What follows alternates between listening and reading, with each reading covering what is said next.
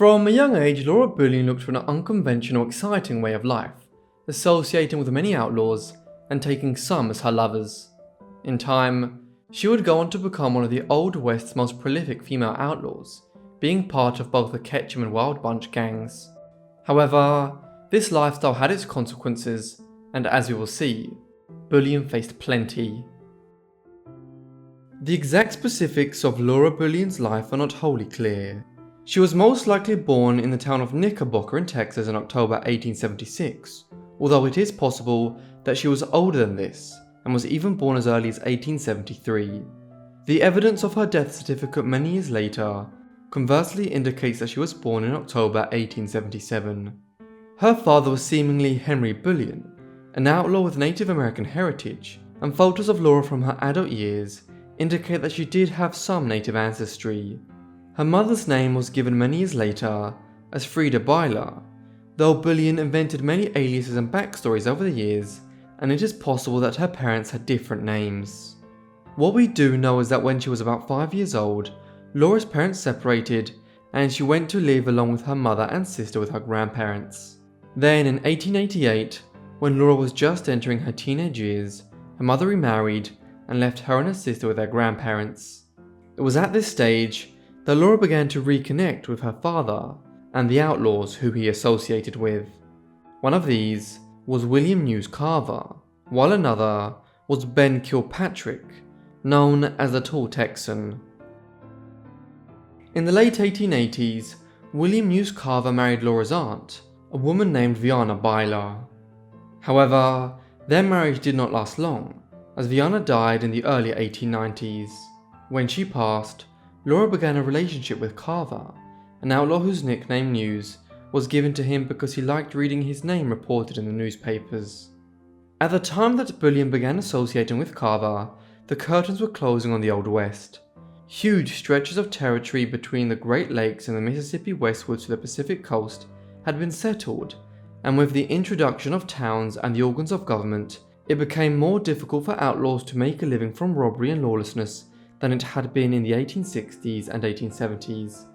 Yet some, like Carver and Ben Kilpatrick, still attempted to do so, roaming from Montana southwards through states like Wyoming, Utah and Texas in search of trains that could be robbed and banks that could be held up.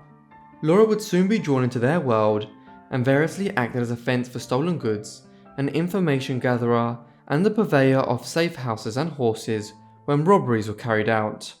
For a time in the mid-1890s, Bullion and Carver were primarily associated with the Ketchum gang of Tom Blackjack Ketchum. This was a period when they were not notorious for their actions, and the gang members were able to live a relatively settled life around Knickerbocker in Texas. Carver and Ketchum even owned a saloon here at the time. However, when they became implicated in robbing and killing one John Powers in Tom Green County near Knickerbocker in December 1895, it ushered in a new period of outright lawlessness.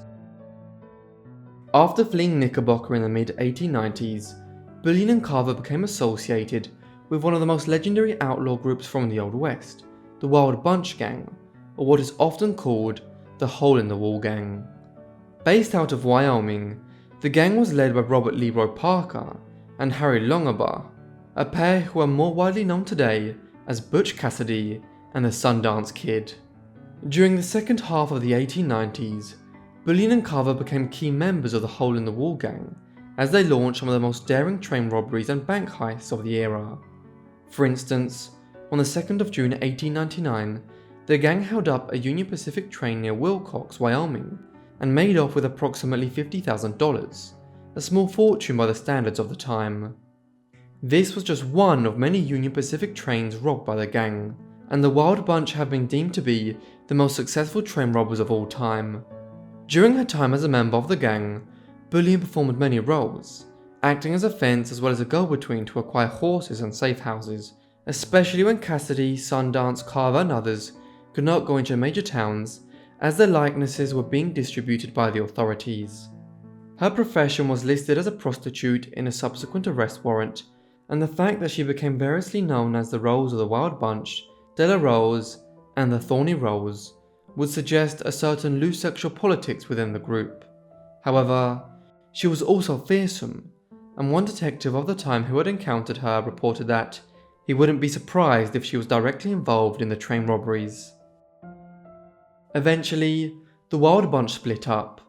Cassidy and the Sundance Kid had fled to New York City by early 1901, as they were constantly being chased by law enforcement officials across the Midwest and could not continue their operations there. They took a ship for Buenos Aires in February 1901 and were eventually killed in Bolivia in 1908. As the Wild Bunch disbanded, Bullion became a part of a new remnant gang being led by Ben Kilpatrick and Harvey Logan, the latter of whom was known as Kid Curry, and was said to have been the wildest of all the members of the Wild Bunch.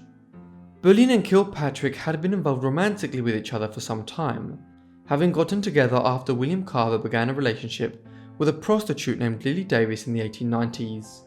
In the period that followed, theirs was a sporadic relationship, but in the spring of 1901, they had reconnected in Knoxville, Tennessee, along with Kid Curry and several others. Carver had just been killed in a shootout in Sonora, Texas on the 2nd of April 1901, and with the Wild Bunch disbanded, Kilpatrick, Curry and Bullion were some of the only major outlaws left operating in the Old West. Over the next several months, this Kilpatrick gang would engage in a string of robberies, from Montana south through Wyoming and Utah to Texas and New Mexico. Eventually, it was her relationship with Kilpatrick which would see Bullion being detained by the authorities.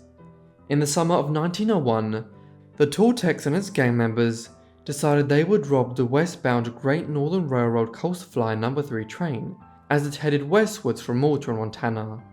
Ironically enough, the very same train had been robbed by Sundance Kid some years earlier, before he and Butch Cassidy made off for South America never to return. Now, Kilpatrick and his associates determined that it could be hit again, and Bullion was involved. On the 3rd of July 1901, Kilpatrick boarded the Great Northern train as it left Malta. Kid Curry, meanwhile, stowed away in one of the cabs. By the time the train had reached the next stop east of Wagner, the gang members had the driver at gunpoint and were largely in control of the train. From there they halted the train and proceeded to the baggage and security carriage. It took 3 attempts to blow the safe open, but when they did, they found 2 packages containing tens of thousands of dollars worth of banknotes for the American National Bank and the National Bank of Montana, as well as a bag full of silver coins. Exactly what Bullion's role was in what has become known as the Great Northern Train Robbery of 1901 is not 100% clear. She may have been waiting nearby with the horses so that Kilpatrick and his accomplices could make a quick escape. Equally, she might have helped to launder the silver coins and notes in the weeks that followed. In any case, the heat on the Kilpatrick gang now became considerable as increased law enforcement was employed to bring them to justice. With Sundance and Cassidy having left for South America and Carver dead, law enforcement and Pinkerton investigative agents in the Midwest were able to concentrate their resources in the summer and autumn of 1901 on responding to the Great Northern Train robbery. Consequently, the trio and their companions were under pressure from the moment they successfully undertook the heist. The members of the gang divided their considerable spoils and split up. Kilpatrick and Bullion travelled together, but they weren't able to avoid arrest for long. On the 1st of November 1901, just 5 months after the robbery, they arrived to St. Louis and checked into the Laclede Hotel under the names of Mr. and Mrs. J.W. Rose. At some point in the days that followed, Kilpatrick was recognised by someone in St. Louis, and on the night of the 5th of November, police authorities pounced, arresting him just before midnight in a saloon on Chestnut Street in the city. By the morning, Bullion knew something was amiss when Kilpatrick had not returned, but as she prepared to flee from the Laclede Hotel, authorities entered the establishment and arrested her in the lobby. The evidence against Kilpatrick and Bullion was damning.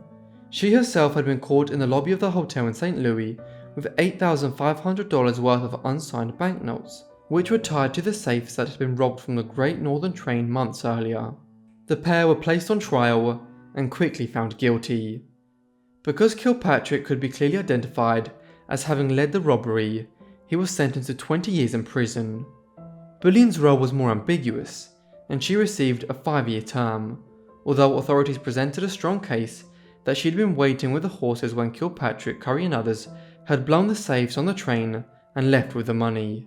While Kilpatrick and Bullion were sent east to serve their sentences in different prisons, Curry managed to remain at large for over 2.5 more years before being killed in a shootout in the town of Parachute in Colorado in the summer of 1904. Bullion was released from prison in 1905 after serving just 3.5 years of her 5-year sentence. Kilpatrick meanwhile still had over a decade left to serve on his much lengthier term, and Laura moved to Atlanta, Georgia to be nearer to where his jail was. Somewhat contradictorily, she had numerous lovers during the years that she waited for Kilpatrick to be released. Kilpatrick was finally made a free man in 1911, but he and Laura's reunion would be short-lived. Kilpatrick, it transpired, still had a taste for the outlaw life, whereas Laura wanted to settle down. Thus, he headed out west early in 1912 and was killed while trying to rob the No. 5 train of the Southern Pacific Sunset Flyer. A third outlaw who was believed to have been involved in the attempted robbery escaped with the horses. Perhaps it was Bullion, but this has never been concretely established. By now, the outlaw way of life out in the American West was drawing to an end.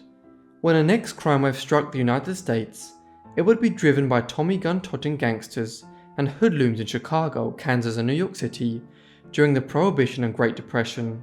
By then, Bullion was long retired, having settled in Memphis, Tennessee back in the late 1910s, but her long later years did see her continue to engage in some illegal activity. For example, she falsified claims to being a soldier's widow whose husband had been killed during the First World War. This, though, was only a temporary con, and over the years there is evidence of her working variously as a seamstress and a dressmaker. She lived in Memphis for over 40 years, eventually dying in hospital of heart disease on the 2nd of December 1961. Her memorial plaque in the Memphis cemetery where she was laid to rest attested to her life as an outlaw many moons ago, calling her the Thorny Rose, the name she picked up while a member of the Wild Bunch. Thank you everyone for watching this video on Laura Bullion. I hope you found it interesting. Let me know what you thought of her life down below in the comments, and if you have any other suggestions, also be sure to leave them in the comments.